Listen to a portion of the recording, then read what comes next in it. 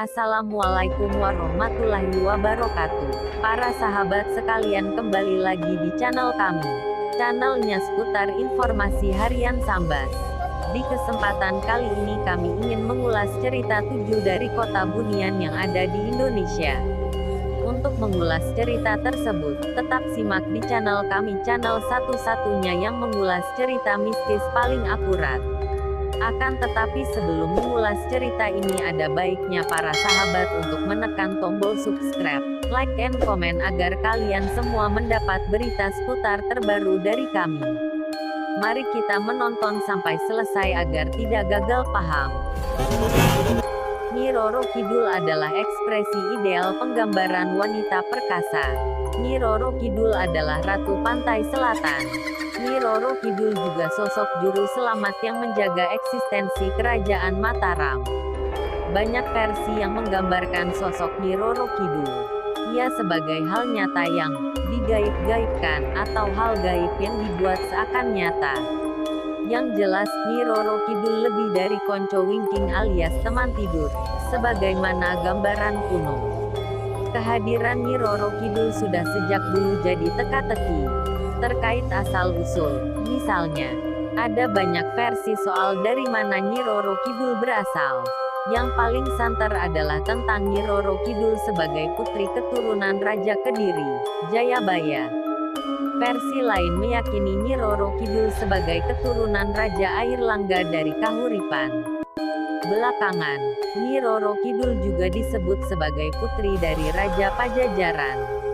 Kami dapat memaparkan berbagai literasi yang menguatkan versi terakhir, Tri Raja Pajajaran sebagai Dewi Retno Suwodo. Menurut tradisi Mataram, Ratu Kidul adalah seorang putri Pajajaran yang diusir dari istana karena menolak kawin menurut kehendak ayahnya. Raja Pajajaran mengutuk putrinya.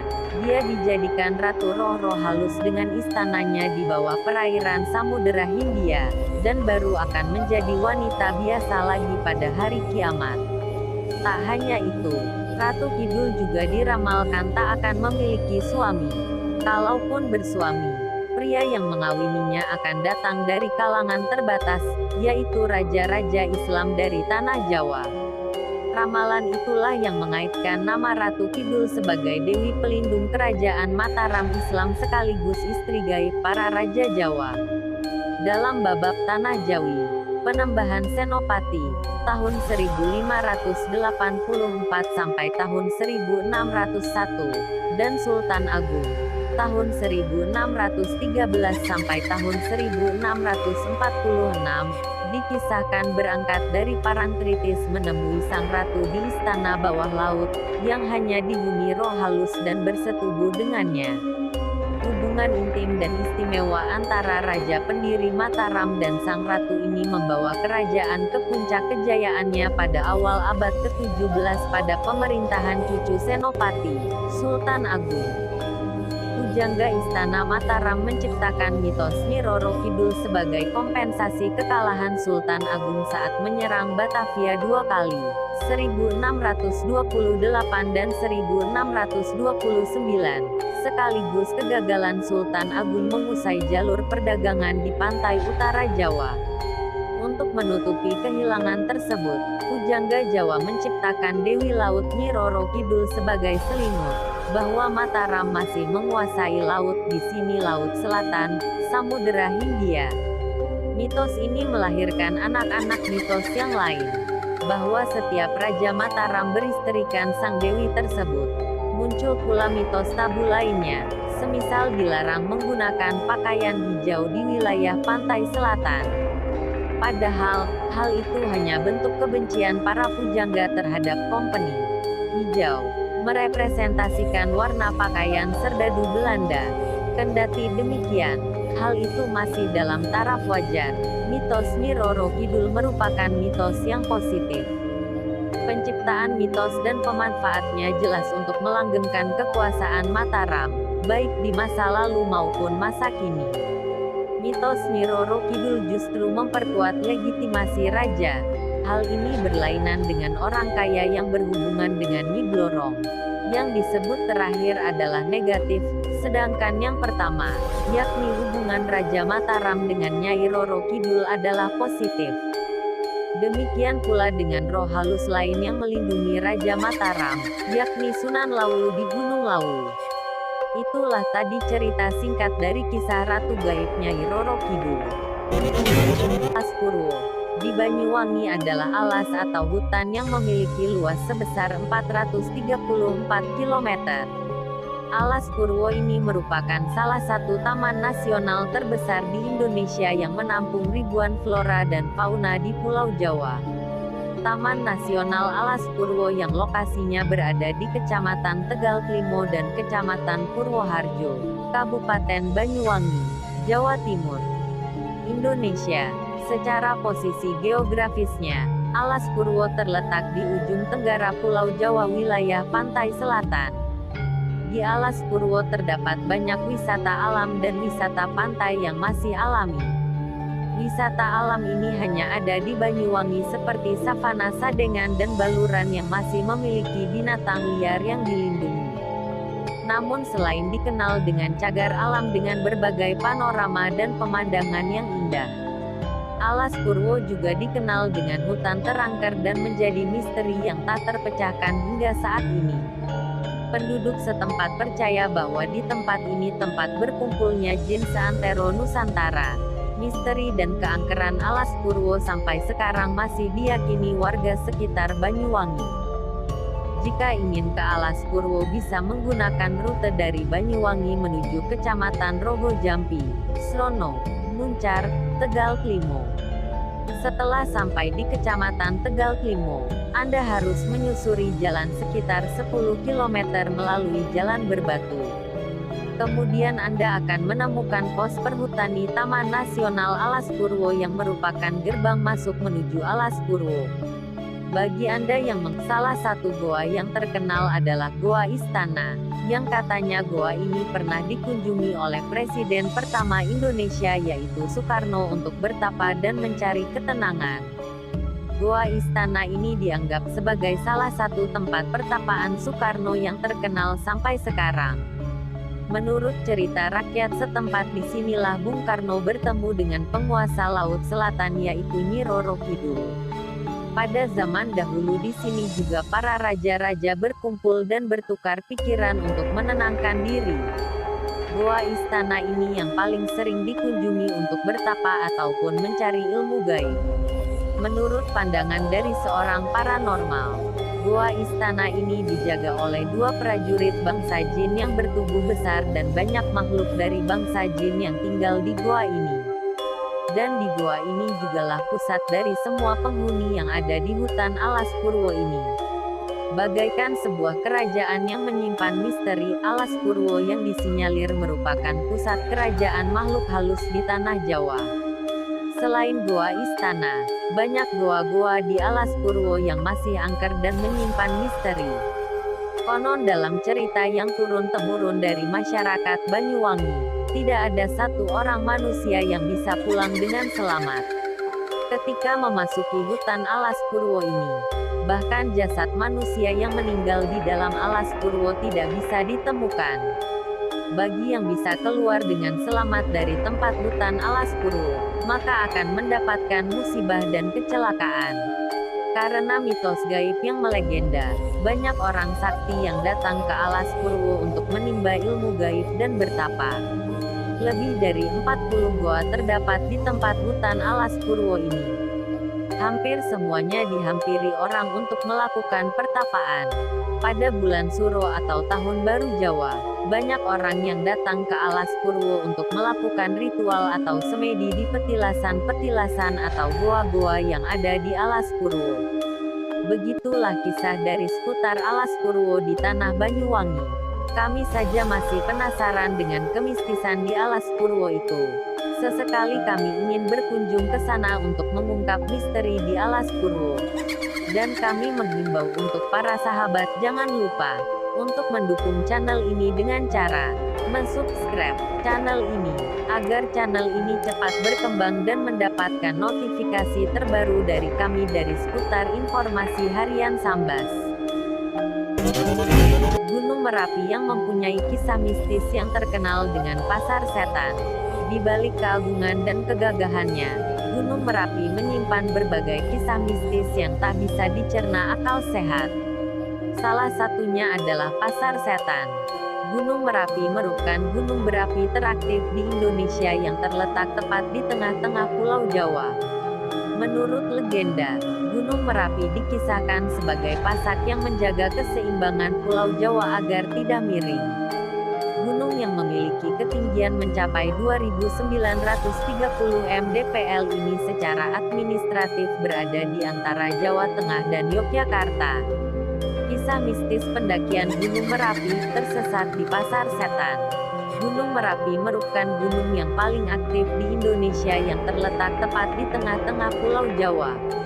Menurut legenda, Gunung Merapi dikisahkan sebagai pasak yang menjaga keseimbangan Pulau Jawa agar tidak miring. Gunung yang memiliki ketinggian mencapai 2.930 mdpl ini secara administratif berada di antara Jawa Tengah dan Yogyakarta. Erupsi besar terakhir yang dialami Gunung Merapi terjadi pada tahun 2010 yang lalu dan menewaskan sosok juru kunci yang sangat terkenal saat itu yakni Mbak Marijan. Tak hanya itu, beberapa desa di lereng Gunung Merapi juga hangus tertutup awan panas, lava pijar, pasir, dan kerikil. Kini kawasan tersebut menjadi destinasi untuk volcano tour di Yogyakarta. Meskipun menyandang gelar sebagai gunung teraktif di Indonesia, Gunung Merapi tak pernah kehilangan karismanya di kalangan para pendaki. Setiap akhir pekan atau libur panjang, Gunung Merapi selalu ramai dipadati para pendaki yang ingin menaklukkan puncak. Di balik keagungan dan kegagahannya, Gunung Merapi menyimpan berbagai kisah mistis yang tak bisa dicerna akal sehat. Salah satu kisah yang paling terkenal adalah keberadaan Pasar Bubrah yang diyakini sebagai pasar setan, sarang bagi bangsa lelembut. Menurut cerita yang beredar, Pasar Bubrah selalu ramai oleh aktivitas jual beli pada petang hingga menjelang pagi hari. Tak jarang juga terdengar suara tabuhan gamelan yang cukup nyaring di Pasar Bubrah. Lokasi Pasar Bubrah merupakan tempat yang sering digunakan oleh para pendaki untuk mendirikan tenda untuk berlindung dan beristirahat dari terpaan angin dingin Gunung Merapi. Kontur tanahnya yang tidak terlalu terjal dan lapang, cukup memudahkan para pendaki mendirikan tenda. Banyak kesaksian yang diungkapkan para pendaki yang mengalami kejadian tidak masuk akal di Pasar Bubrah. Salah satunya adalah kisah seorang pendaki yang kehilangan kesadaran setelah mengaku membeli sebuah pisang dari pedagang di dekat tendanya saat tengah malam. Sangat tidak mungkin ada pedagang yang berjualan di kawasan pendakian tepat di kaki Gunung Merapi, apalagi di tengah malam. Perihal suara tabuhan gamelan, ada yang percaya bahwa suara tersebut berasal dari gamelan-gamelan yang ditabuh oleh bangsa lelembut. Ada juga yang percaya suara tersebut berasal dari suara angin yang berhembus sangat kencang di Pasar Bubrah. Sebab Pasar Bubrah telah berada di luar batas vegetasi sehingga tidak ada sebatang pohon pun yang bisa menghalau hembusan angin kencang. Begitulah kemistisan dari kisah Gunung Merapi.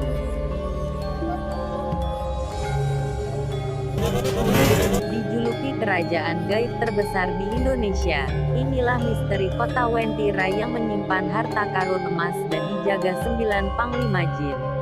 Untuk mengikuti jejak misteri ini jangan kemana-mana, tetap di channel kami di seputar informasi harian Sambas. Kisah mistis seolah tak ada habisnya untuk diperbincangkan, khususnya tentang keberadaan kerajaan gaib di tanah air. Satunya adalah Wentira, daerah kebun kopi di kawasan hutan belantara di antara kota Palu dengan Kabupaten Mutong, Sulawesi Tengah. Tak main-main, Wentira bahkan disebut sebagai kerajaan jin terbesar tak hanya di Pulau Sulawesi tetapi juga di Indonesia. Jika menilik ke belakang, sekelumit kisah mistis dan horor menyelimuti keberadaan daerah ini.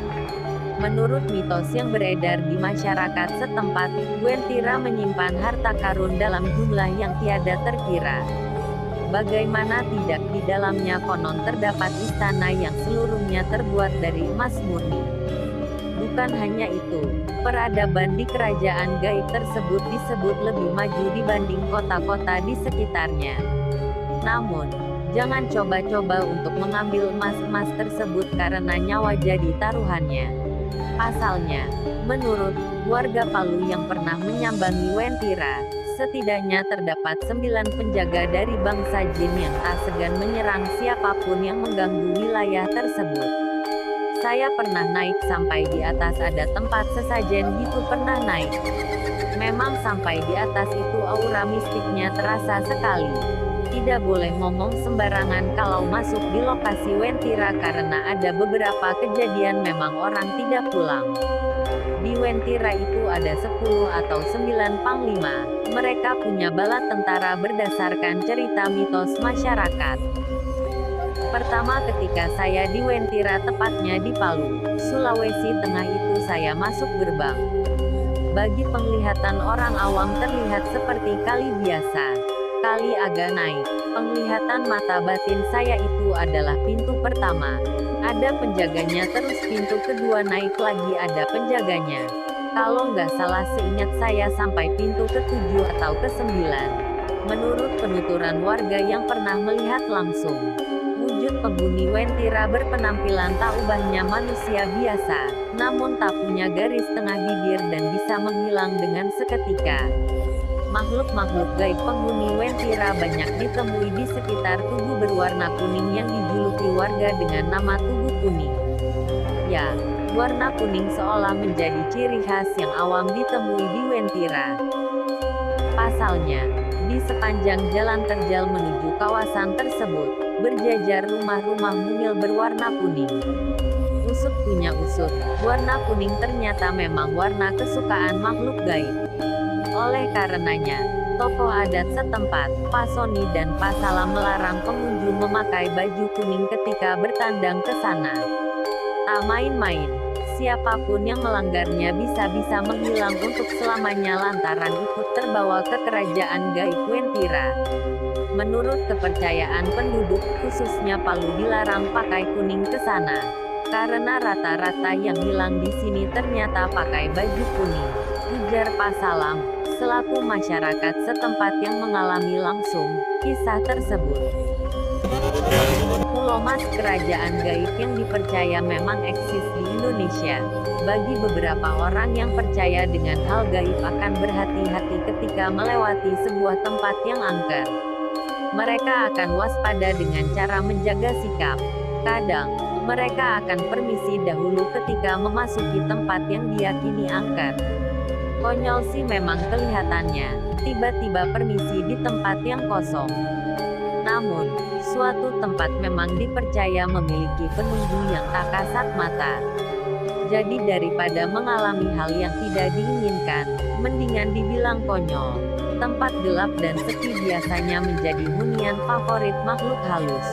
Tak jarang ada yang sampai menjadikan tempat tersebut sebagai kerajaannya. Salah satunya adalah rawa-rawa di Pulau Mas. Pernah dengar nggak mengenai kerajaan gaib yang ada di daerah Pulau Mas? Simak ulasan ini. Kerajaan gaib yang memiliki gerbang dari emas murni. Pulau Mas terletak di Kampung Pulau Mas, Desa Centigi Sawah, Kabupaten Indramayu, Jawa Barat. Di tempat ini terdapat sebuah rawa, tapi jika dilihat oleh orang berbakat akan tampak sebuah kerajaan yang dibangun dari emas murni. Layaknya sebuah kerajaan, Pulau Mas dipimpin oleh Raja Jin Sakti bernama Raden Werdinata. Dalam menjalankan pemerintahannya, Raja Jin ini didampingi oleh Mahapati Jongkara dan Panglima Kalasrenggi. Raden Werdinata terkenal sebagai Raja Jin paling sakti di antara para jin penguasa alam gaib di bumi maupun di laut. Menurut kabar ia masih memimpin kerajaan Pulau Mas hingga saat ini. Kerajaan gaib Pulau Mas dipimpin oleh Raja yang sakti Mandraguna. Legenda kerajaan gaib Pulau Mas diawali dengan kisah seorang Raden bernama Wiralodra yang membabat hutan di sekitar Sungai Cimanuk untuk membangun kerajaan. Melihat tingkah laku Raden Wiralodra tersebut, Raden Werdinata berang. Mereka akhirnya saling mengadu kesaktian. Kedua Raden tersebut sama-sama sakti, sehingga perang berlangsung selama 11 bulan.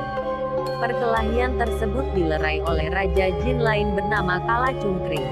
Raja Jin Kalacungkring takut jika pertarungan tersebut akhirnya melibatkan Kisidum, leluhur Raden Wiralodra. Jika sampai Kisidum terlibat, maka kerajaan Jin di sepanjang Sungai Cimanuk akan luluh lantak. Akhirnya perjanjian damai disepakati dengan pernikahan lintas alam antara alam manusia dan jin. Raden Werdinata menikahi Putri Inten yang merupakan anak dari Raden Wiralodra. Setelah sepakat berdamai, mereka bergotong royong membangun kerajaan. Pembangunan kerajaan tersebut memakan waktu sekitar 3 bulan.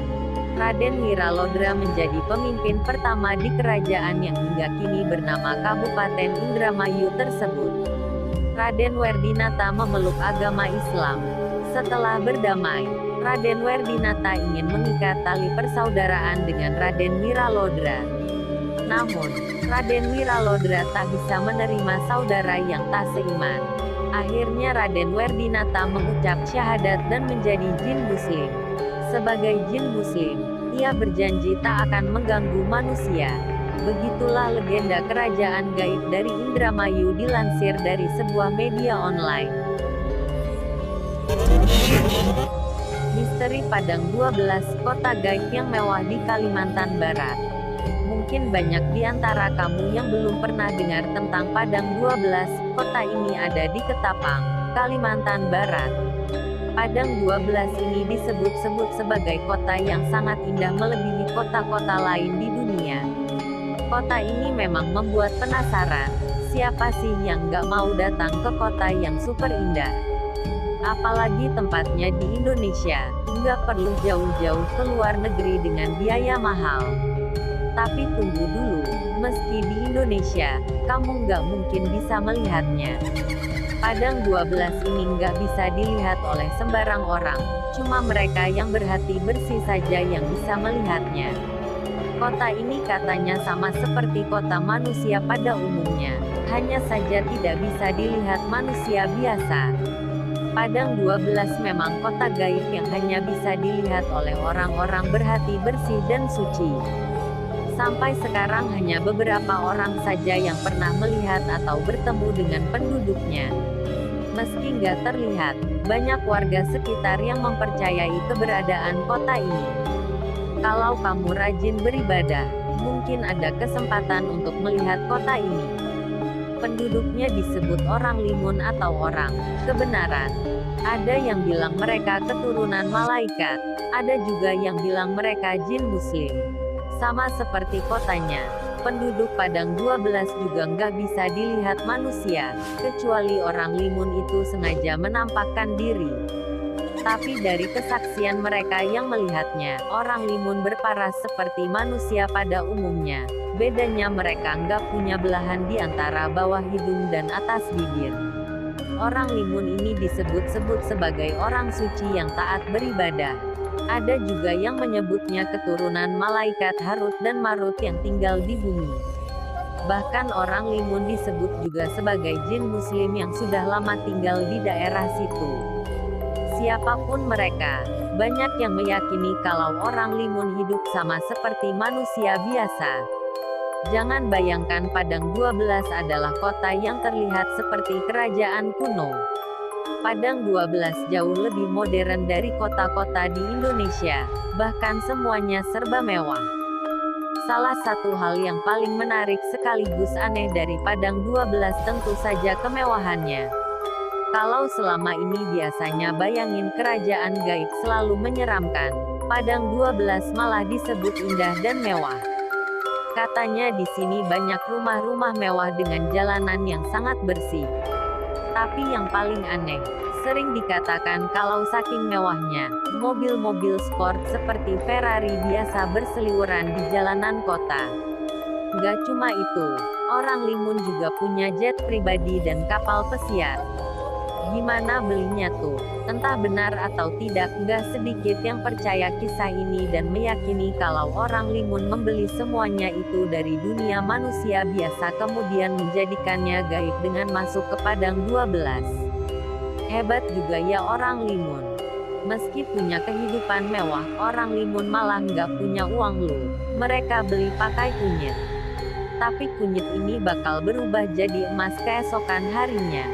Salah satu kisah paling terkenal tentang Padang 12 ini adalah seorang bidan yang tengah malam didatangi sepasang lelaki bersama istrinya yang mau melahirkan. Karena kasihan, bidan itu pun mau membantunya untuk melahirkan. Setelah selesai melahirkan dan mau pulang, sepasang suami istri itu ternyata nggak punya uang dan cuma memberi sekantung kunyit. Pagi harinya setelah si bidan mengecek lagi, kunyit itu sudah berubah menjadi emas. Orang-orang mengatakan kalau sepasang suami istri itu berasal dari Padang 12. Ada juga cerita tentang pengendara motor lelaki yang mengantarkan seorang nenek ke arah Padang 12. Sesampainya di tempat, si nenek tadi memberikan kunyit yang pagi harinya berubah jadi emas. Dari cerita-cerita itulah mulai bermunculan kabar kalau orang Limun menggunakan kunyit sebagai ganti uang. Mereka dianggap seperti manusia biasa, belanja ke dunia manusia tapi bayarnya pakai kunyit. Mungkin mereka beli jet dan mobil pakai kunyit juga ya. Kalau kamu pengen membuktikannya sendiri, kamu hanya akan menemui lahan kosong yang dipenuhi ilalang. Kota yang modern, kapal pesiar hingga Ferrari itu cukup kamu bayangkan saja. Karena kenyataannya, kamu hanya akan menemui lahan kosong dengan ilalang di setiap sudutnya. Bahkan lampu jalan pun gak ada, jadi ketika malam akan sangat gelap gulita. Tempat ini disebut Padang 12 karena hanya berupa padang rumput sepanjang 12 km. Kota mewah itu berada di dimensi lain dari lahan kosong itu, yang tak bisa dijamah oleh manusia. Sayang sekali ya, Padang 12 yang katanya indah itu nggak bisa dilihat mata manusia. Boleh percaya atau tidak, tapi nggak sedikit yang percaya dengan keberadaan Padang 12. Namanya juga Indonesia, punya banyak kisah yang entah benar atau tidak tapi cukup dengan keyakinan saja. Datang saja ke tempat ini kalau penasaran, siapa tahu kamu beruntung bisa melihat kotanya. Suku Paloh, suku gaib yang menyembunyikan penumpang pesawat TNI Angkatan Udara yang pernah jatuh di negeri Paloh Kalbar. Di Provinsi Kalimantan Barat, Kalbar, ada suku gaib yang menarik Anda simak, yakni suku Paloh. Suku ini disebut-sebut mendiami pedalaman hutan di Desa Paloh, Kabupaten Sambas yang disebut Negeri Gaib Paloh. Letak Negeri Paloh berada di perbatasan antara Kalimantan Barat dan Malaysia. Perbatasan berupa hutan tersebut menyimpan sebuah tempat keramat yang konon katanya hanya bisa diakses oleh orang-orang tertentu saja. Cerita mistis yang menguatkan keberadaan negeri Paloh adalah tentang sebuah pesawat TNI AU yang hilang pada tahun 70-an. Pesawat ini tiba-tiba hilang tanpa jejak sewaktu melewati wilayah negeri Paloh.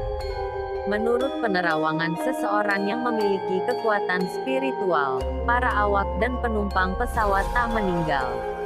Mereka diselamatkan oleh penghuni negeri Paloh dan menetap di sana. Semenjak kejadian lenyapnya pesawat milik TNI AU tersebut, makhluk halus negeri Paloh lebih sering menampakkan diri. Terang saja hal tersebut membuat penduduk gempar. Namun, penampakan tersebut bukan dalam bentuk yang bikin kita ambil langkah seribu. Penduduk sekitar seringkali melihat adanya sebuah kota modern yang muncul di tengah-tengah hutan belantara. Biasanya pada waktu-waktu tertentu mereka juga sering tiba-tiba mendengar hiruk-pikuk seperti keadaan di sebuah kota besar.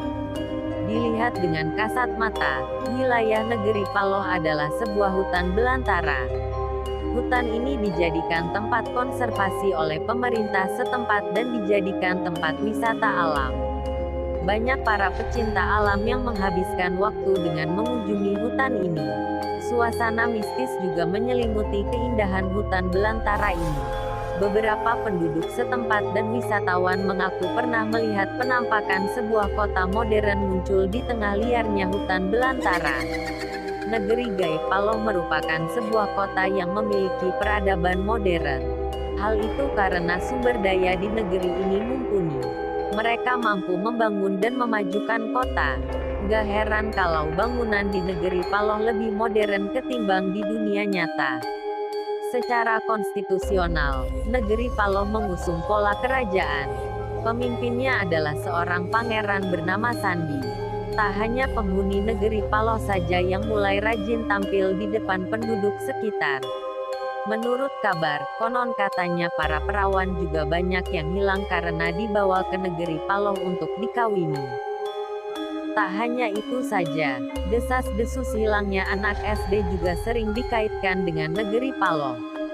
Banyak cerita yang menyebutkan anak-anak ini diculik oleh penghuni negeri Paloh. Mereka diajak bermain hingga lupa waktu. Beberapa dari anak-anak tersebut ada yang berhasil kembali atas kehendak penghuni negeri Paloh. Namun, ada pula yang tak kembali. Mereka yang kembali ini hanya bercerita jika diajak bermain-main oleh anak-anak kecil lainnya. Anak-anak kecil atau penghuni negeri Paloh ini disebut dengan kaum bunian. Penghuni negeri Paloh ini disebut dengan kaum bunian. Bentuk mereka hampir sama dengan manusia pada umumnya. Tapi jika dilihat lebih teliti lagi ada perbedaan di area wajah. Kaum bunian tak mempunyai garis antara hidung dan bibir. Alis mereka juga menyatu, sehingga tampak menyeramkan. Namun, kaum bunian tak suka meneror manusia. Sebaliknya, mereka suka membantu manusia. Desas-desus yang beredar sih, mereka turut membantu dalam kerusuhan etnis di Sambas. Raja negeri Paloh mengerahkan pasukannya untuk menghalau kedatangan etnis tertentu yang memiliki niat mengacau. Meskipun mereka terkenal suka membantu, tapi kamu tetap harus waspada. Jangan sampai menerima ajakan untuk berkunjung ke negeri Paloh dari kaum bunian. Jika sampai menerima ajakan tersebut, maka kamu akan selamanya tinggal di sana. Sesuatu yang mengandung unsur mistis memang susah untuk dibuktikan. Kita hanya memiliki dua pilihan, mempercayainya atau menolaknya. Apapun pilihannya, alangkah baiknya jika kita tetap saling menghormati manusia dan alam yang berada di sekitar kita. Nah, itulah tadi kisah dari 7 kota bunian yang ada di Indonesia kita yang warga Kabupaten Sambas turut berbangga hati. Karena 7 dari 2 di antaranya adalah wilayah besar bunian yang ada di Kalimantan Barat yang masuk kota bunian nasional. Untuk mengikuti cerita kami selanjutnya ada baiknya sahabat semua yang belum subscribe channel kami agar untuk subscribe, like, komen agar kami bersemangat untuk menceritakan seputar kisah mistis di Nusantara ini. Terima kasih, sampai jumpa.